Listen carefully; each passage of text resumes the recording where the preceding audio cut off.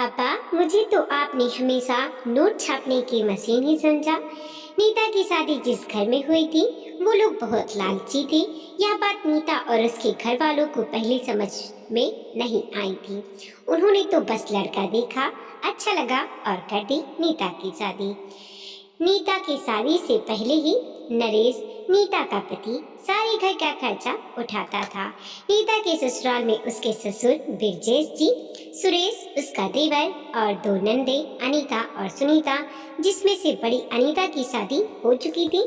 देवर जो कमाता वो सारा अपने ऊपर ही खर्च कर लेता था और उसके ससुर जी बिरजेश जी, जिनका अपना मोटर पार्ट्स का छोटा मोटा काम था जो कि ठीक ठाक चल रहा था, लेकिन वो घर में एक पैसा भी देना पाप समझते थे। घर के खर्च का सारा भार नरेश, नीता के पति के कंधे पर था। घर में कोई भी चीज लानी हो, छोटे मोटे फंक्शन हो, हर चीज के लिए घर वाले नरेश से ही पैसे ऐंठते। लेकिन नरेश ने भी कभी उफ तक नहीं की, क्योंकि वह सोचता है कि यह मेरा परिवार है और यहाँ सब मेरे अपने हैं। इसीलिए अपने आने वाले कल के लिए कुछ भी नहीं सजोया। पर जब से उसकी शादी हुई उसके भी खर्चे बढ़ गए, क्योंकि बीबी को कभी घुमाने भी ले जाना पड़ता था, उसके साथ श्रृंगार का सामान, शॉपिंग वगैरह वगैरह। इसीलिए उसने घर में खर्चा देना आधा कर दिया, क्योंकि उसकी भी जिम्मेदारियां बढ़ गई थी। पर जैसे ही उसने खर्चा आधा किया, एक एक करके परिवार के सभी सदस्यों की असलियत सामने आने लगी। सब उसे बांध करने लगे कि तुम्हें घर में पूरे पैसे देने पड़ेंगे। एक तो वैसे ही खर्चा बढ़ गया है और ऊपर से तुमने आधे पैसे देना शुरू कर दिए। तुम्हें तो उल्टा पैसे और बढ़ा कर देना चाहिए। तब नरेश ने कहा, पिताजी, आप लोग ये क्यों नहीं समझते कि अब मेरी भी जिम्मेदारियां बढ़ गई हैं, लेकिन इनकम नहीं बढ़ी। मैं अब पहले जितना ही पैसे घर में नहीं दे सकता। और क्या इस घर में मैं अकेला ही खाता हूँ? छोटे का और आपका कोई फर्ज नहीं क्या इस घर के प्रति?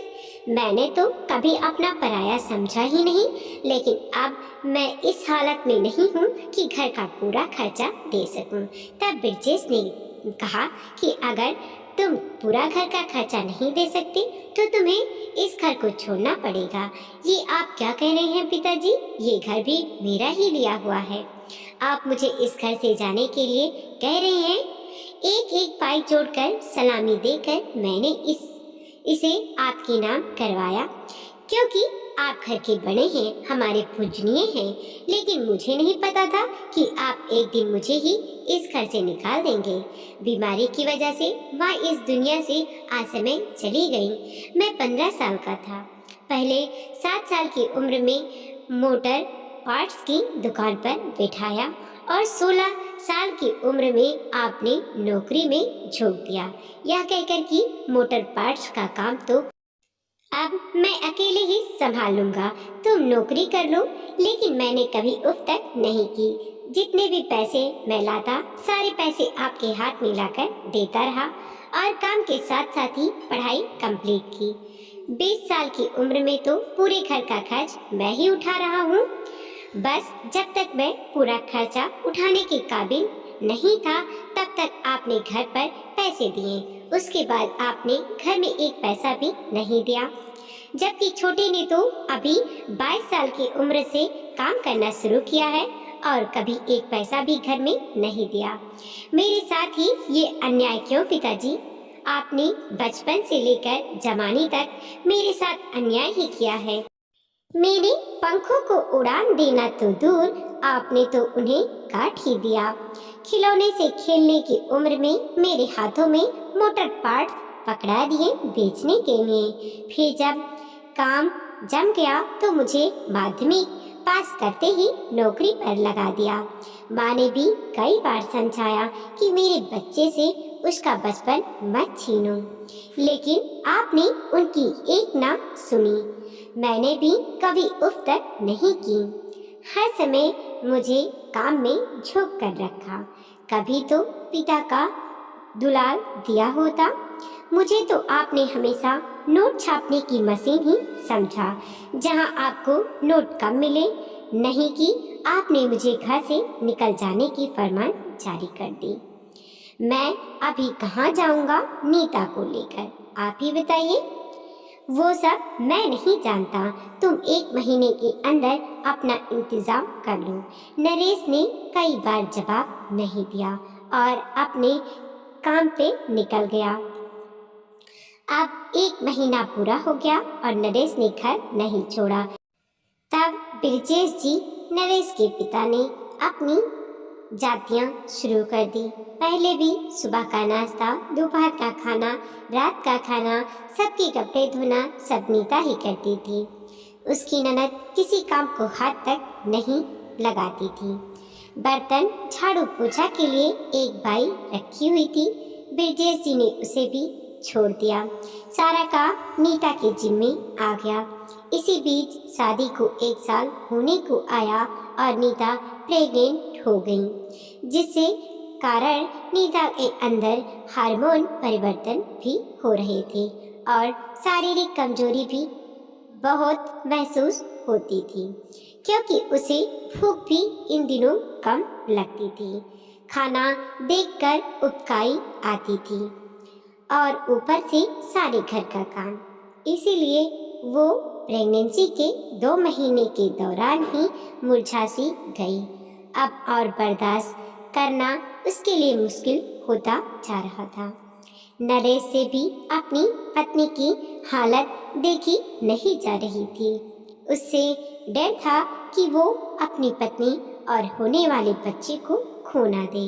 इसीलिए उसने ना चाहते हुए भी घर छोड़ने का फैसला ले लिया। लेकिन उसमें भी एक दिक्कत थी कि अगर भाड़े का घर ले लिया जाए तो भी 50,000 रुपये डिपॉजिट के तो देने ही पड़ेगा। तो नीता ने कहा, मेरे पास मेरे पीहर के गहने हैं जो मुझे शादी में मिले थे, कुछ गहने बेचकर डिपॉजिट का इंतजाम हो जाएगा। नरेश ने कहा कि तुम्हारे पास यहाँ के मिले हुए गहने भी तो होंगे।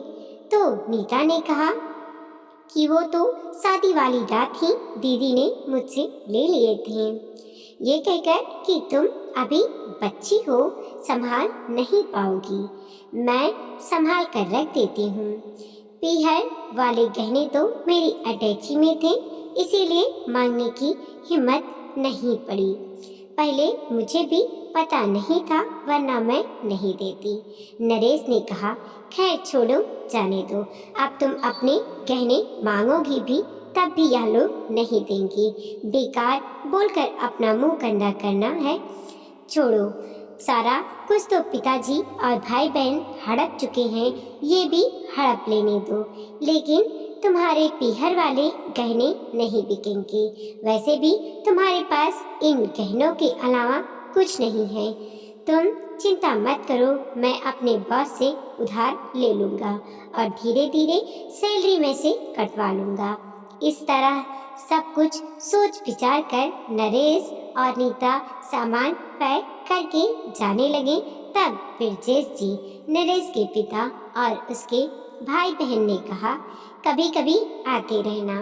तो नरेश ने कहा कि यहाँ हमारा है ही कौन, यहाँ मेरे पिता और भाई बहन नहीं रहते, यहाँ तो पैसों के पुजारी रहते हैं, जिसका रिश्ता मुझसे नहीं कागज के नोटों से है। अगर रिश्ता कागज के नोटों से ही बनता है तो बहुत रिश्तेदार मिल जाएंगे, फिर आप लोगों की क्या जरूरत है। जाना जरूरी था, नहीं तो माँ को इस हाल में छोड़कर मैं नहीं जाता। सुबह की खटर पटर नहीं सुनाई देने से सुहास की नींद देर से टूटी। घड़ी 8 बजा रही। हेमा पर गुस्सा करने वाला था, देखा बगल में हेमा अभी तक सोई पड़ी थी। हेमा को हिलाते हुए सुहास बोले, हेमा उठो, आज अलार्म नहीं लगाया था क्या? मुझे ऑफिस को लेट हो रहा। तभी उनको अपने हाथ जलते लगे। उफ, ये क्या? हेमा को तो तेज बुखार है, आज ही बीमार पड़ना था इसे।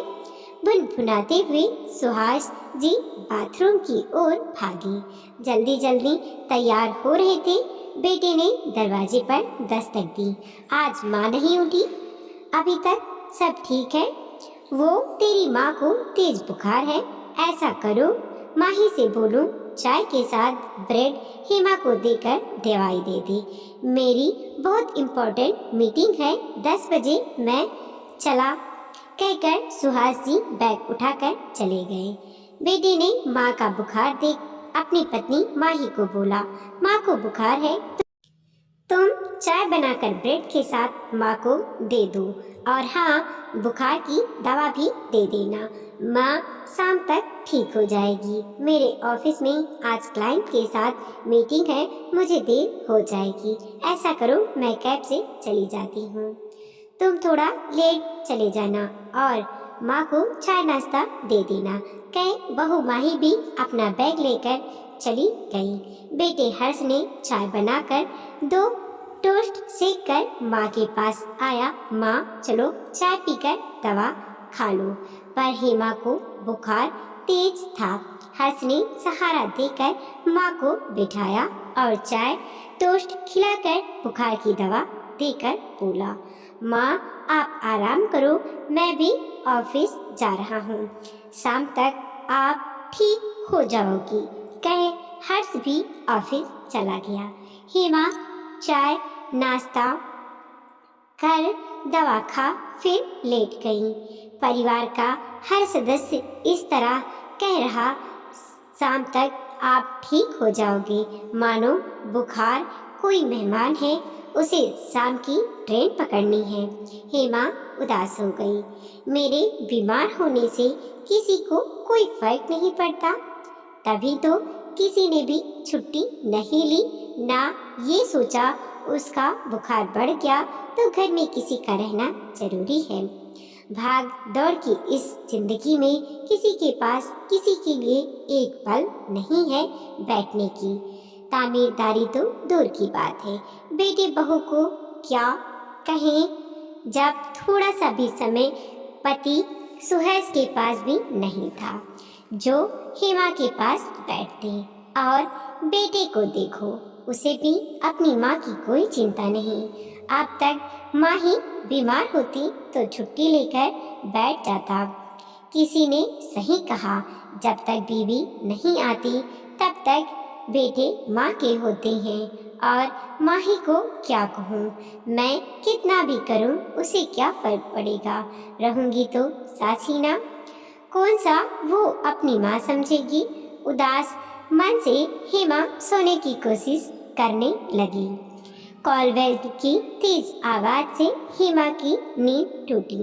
कितनी गहरी नींद सोती हो, इतनी देर से कॉलबेल बज रहा था, मैं तो डर गया था। पति सुहास ने दरवाजा खोलते ही हेमा को डांट पिलाई। आप इतनी जल्दी आ गए? हेमा ने हैरानी से पूछा। हाँ, वो क्या, आज तुम्हारा बीमार चेहरा देख ऑफिस में मन नहीं लगा तो मैं छुट्टी लेकर घर आ गया।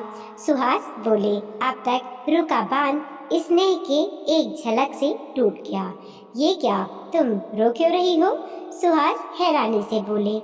मुझे लगता था किसी को मेरे बीमार होने से कोई फर्क नहीं पड़ता है, हेमा ने आंसू पोंछते हुए कहा। हेमा, तुम इस घर की धूरी हो, तुमको कुछ होगा तो सबसे ज्यादा मुझे फर्क पड़ेगा, बच्चों को भी पड़ेगा। ये अलग बात है कि मैं तुम्हें जताता नहीं, पर तुम्हारी वजह से ही हम सब निश्चिंत होकर काम पर जाते हैं। सुहास ने हेमा का हाथ प्यार से पकड़ते हुए कहा। हेमा के मन का संशय दूर होते ही उसका चेहरा खिल गया। कॉल बेल फिर बजी। अब कौन आया?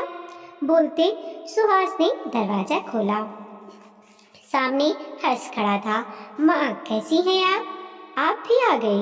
आज एक इम्पोर्टेंट मीटिंग थी, जाना जरूरी था, नहीं तो माँ को इस हाल में छोड़कर मैं नहीं जाता।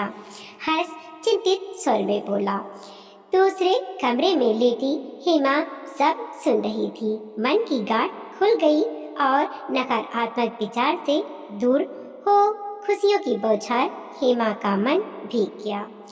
तीसरी बार कॉलवेल की आवाज सुन हेमा बोल उठी, देखो माही भी आ गई। घुसते ही बोली, अरे तुम घर आ गए?